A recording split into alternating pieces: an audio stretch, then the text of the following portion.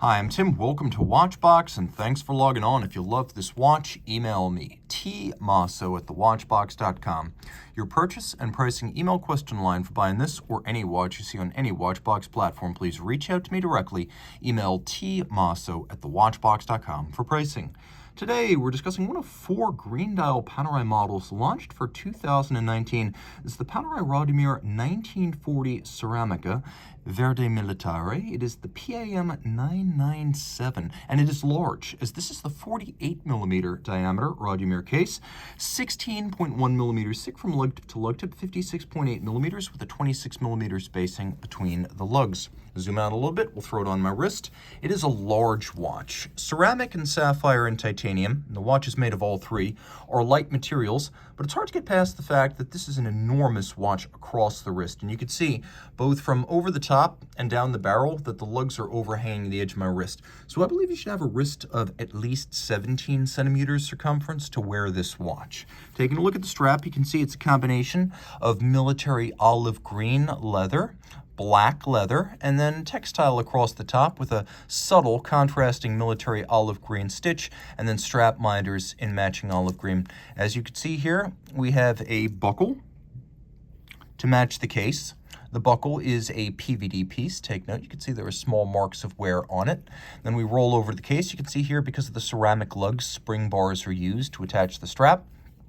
The case, so-called Radiomir 1940, that's Panerai lingo for a more highly evolved case shape that includes more substantial lugs than the original soldered wire style. Here you can see that there is a Panerai OP logo on the screw-down crown. The watch is 100 meters water resistant, which you can see on the case back. You also see that OP logo again. Take note, that is a 1970s era Officine Panerai logo. It is not contemporaneous to the 1940 nomenclature.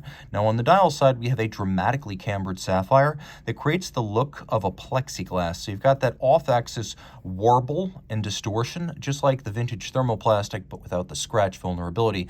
The dial is a sandwich style, so Panerai terminology for a stencil with the numerals and indices on top of a solid disc of luminescent material. And here you can see the luminescent material is an ecru fotina. We have a set of hands, just 3 of them, but one of them is mobile and independent.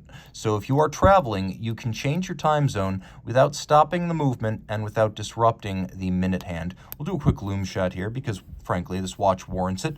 Panerai watches noted for their Loom, and this one living up to that legend. As you can see, even the seconds hand luminescent. I love the open 9s and 6s in particular that are common to Panerai dials.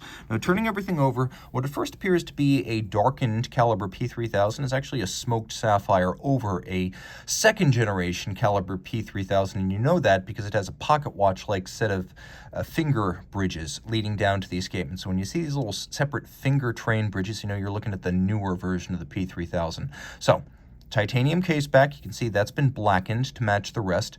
The timepiece features a full bridge for the balance and a free-sprung balance architecture for precise adjustment and shock tolerance. Manual wind, twin mainspring barrels that gives you a 72-hour power reserve, and thanks to the 2 barrels, it's a more even torque release than if there were simply one large barrel. So the watch runs better from max wind down to minimum wind. 21 joules and beaten away with an enormous balance at 21,600 vibrations per hour, and this is one of the Panerai exclusive calibers, designed with an aesthetic that evokes the old Rolex, Codebert, and Angelus pocket watch movements that would have been found in the Panerai watches of the 30s, 40s, and 50s. So you have that lateral striation across a simple set of bridges, minimally decorated but handsomely executed in detail.